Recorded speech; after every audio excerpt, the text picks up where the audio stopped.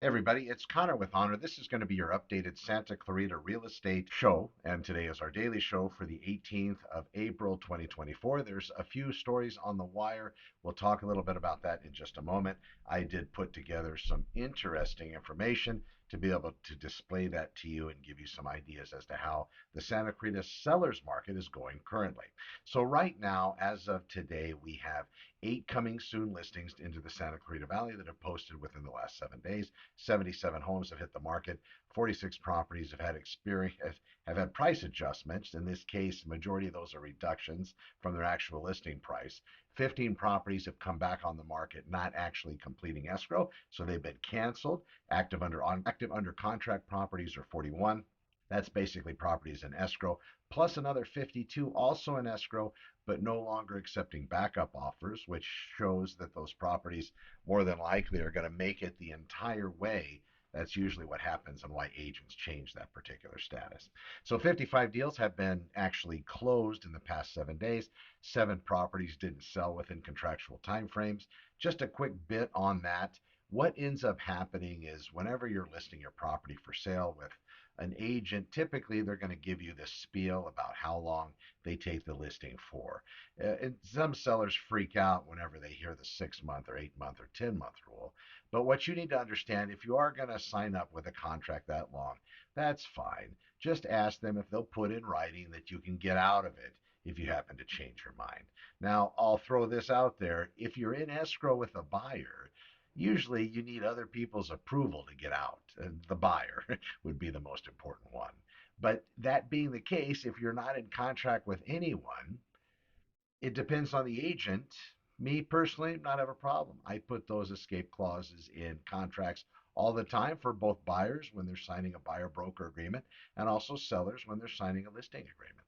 It's just a way to work, and it seems to work well. All right, so that's what's happening in that part of the market. So those 7 properties didn't sell. 7 sellers, another number 7, have actually taken their houses off the market, maybe regrouping, seeing what's going to happen here in the near future.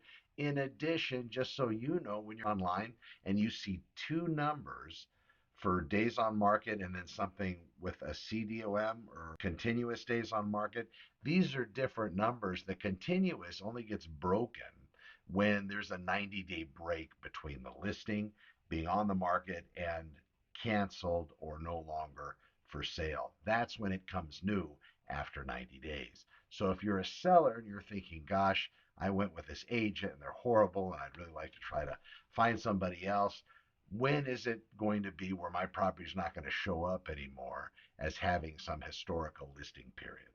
And that's going to be 90 days. But again, check. There might be ways that you can discuss this with the brokerage, the agent, maybe trying to have things reset with the board. I've never even gone down that road, but it's definitely worth asking the question, as are a lot of things. All right, so finally, we have the luxury market adjustments. This is headline news. Nationwide, luxury home sellers are reducing prices significantly with the highest level of cuts since 2017. The trend is evident in markets that soared during the pandemic, such as Austin and Phoenix, and now these markets are experiencing a correction phase. For Santa Clarita, this could mean more reasonable pricing in our higher end properties soon, aligning with the broader market cooling. So number 2 on the update for today, which is relevant I've connected it with the nationwide and world news. We have number 2, home sales decline. March saw a notable decline in home sales, the largest in over a year, influenced by rising mortgage rates, which ended up deterring buyers. The average mortgage rate is nudging back towards 7%, which could slow down spring buying season, a key period in real estate. Santa Clarita residents might see similar trends, with potential buyers wanting more favorable conditions.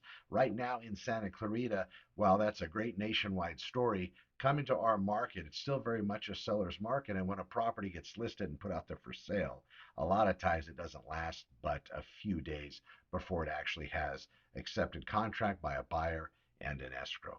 Here's a question for the buyers out there of the world that are looking to purchase real estate. You've heard about these commission changes. I've gotten calls by potential sellers that want to know more about this. Do they have to pay an agent representing the buyer or not?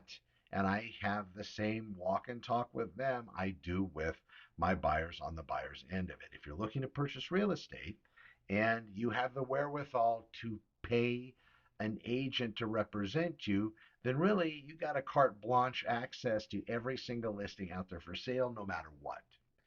If you don't, if you're the traditional buyer that seems to have been in the market for a very long time, a buyer that is probably about to extend themselves a little far when it comes to purchasing real estate.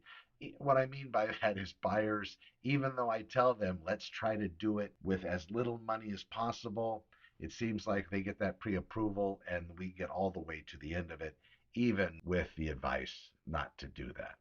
That being the case, however, usually they don't have that additional funds. If they do, they're going to use it for down payment or something else. But a lot of them don't even have it to be able to supply a commission to an agent they choose to represent them. Their choice in that particular case, they're going to have to work with the seller's agent. And then is the seller's agent actually asking for compensation from the seller for them to be able to handle both sides because you do have additional liability as well? Thank you very much for the way things are. That's that. Something to look for, look at if you're a real estate buyer. Finally, number three, we talked about the economic indicators and the local impact.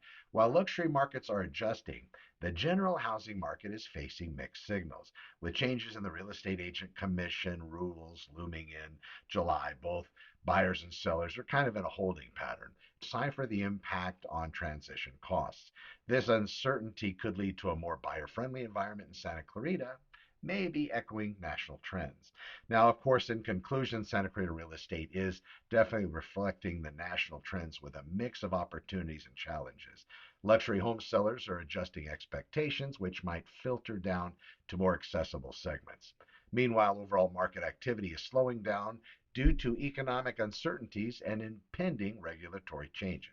I do appreciate you watching. Stay tuned for more. And remember, whether buying or selling, informed decisions are the best decisions. I'm Connor with Honor. I bid you farewell, and we will talk to you soon. Connor with Honor, over and out.